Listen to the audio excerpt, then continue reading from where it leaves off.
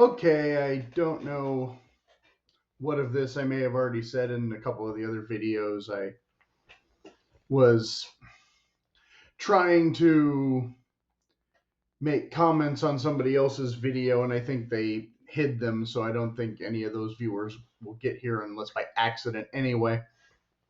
But unlike realtors who have to take a very rigid, rigorous examination to actually, get a license, pretty much anybody can call themselves a decorator and make a video on YouTube where they get to talk about decorating things. And like any other cultish activity, you know, you'll watch it if you enjoy what they do, I guess, and you won't care if they're telling you odd advice or bad advice, even.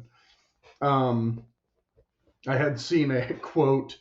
It was about clothes, but and they didn't know if it was Oscar Wilde, but it said like, fashion is clothing so bad that it has to be thrown away every 3 months or every 6 months or whatever.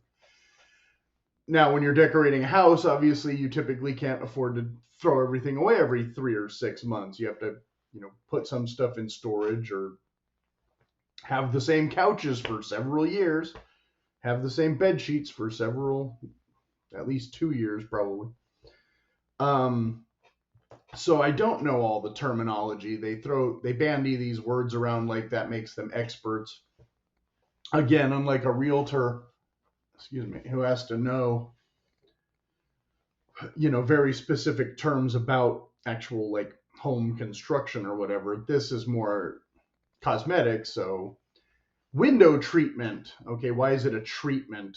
Does this window have some kind of illness and it needs a shot of blinds? Like, sure, whatever. We're just going with it. So I haven't looked up all the terms. I don't care about all the terms. But the one term, a couple terms, we'll come to in a second. One of the things that kind of annoyed me, though, in the last video, I talked about, learn to paint, like have an actual skill instead of just spray painting a lampshade, and calling it an achievement.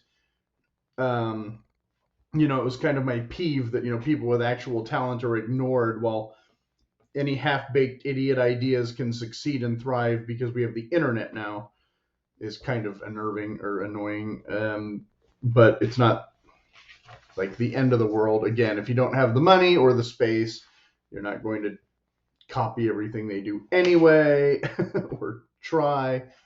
But if you are an obsessive, collector type or whatever, again, having an entire house full of stuff for summer that you then have to put into storage, so you bring out an entire house full of stuff for winter, that might be a little over the top.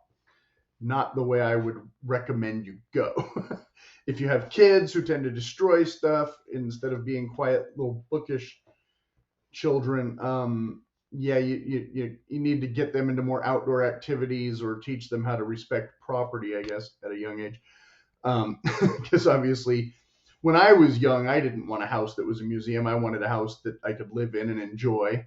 Now that I'm older, okay, I don't want my everything destroyed and raggedy, but I still don't put plastic on my couches, that kind of thing. But anyway, so a couple of the terms that I had noticed that they love using, the main one is cozy. Now, if a realtor uses the term cozy, I think what they mean is small. And they're trying to fool you into thinking that it's the lack of square footage will be fine because it will be cozy. And when they use the word quaint, they don't necessarily mean old-fashioned. I think they also mean small, but I'm not completely sure. I think quaint is more when you see it from the outside and you go, are you sure it'll be big enough for our 3 kids? And they go, no, it's quaint. Like, when people used to raise 8 kids in one room back in the Depression. Yeah, anyway.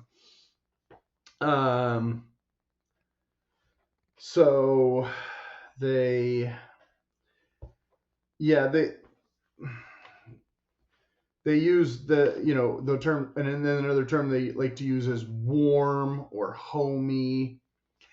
Warm is a little bit trickier because warm can also refer to colors. So obviously you have a warm palette and a cool palette, but it's an optical illusion that you're trying to use with paint maybe to make the space look bigger or brighter or whatever. Especially if you don't have good windows, you don't have a lot of light. If you paint a wall black, your whole room is going to suffer potentially from all the life getting sucked out one wall. I don't know.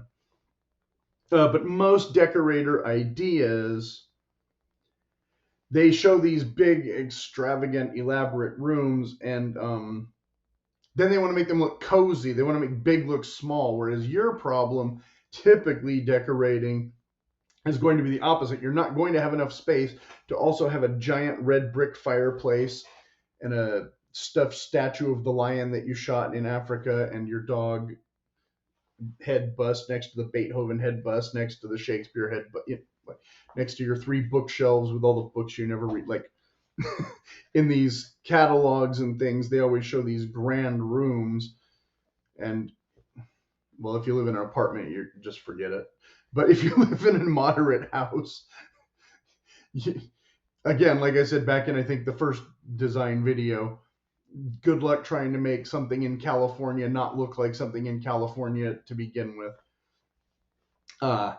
So that sounds kind of defeatist, but I don't necessarily have a great ending for this other than pointing these kind of things out. So if anybody has any other terminology that they would like debunked, or that they've noticed, like, hey, what do you think they mean when they say this?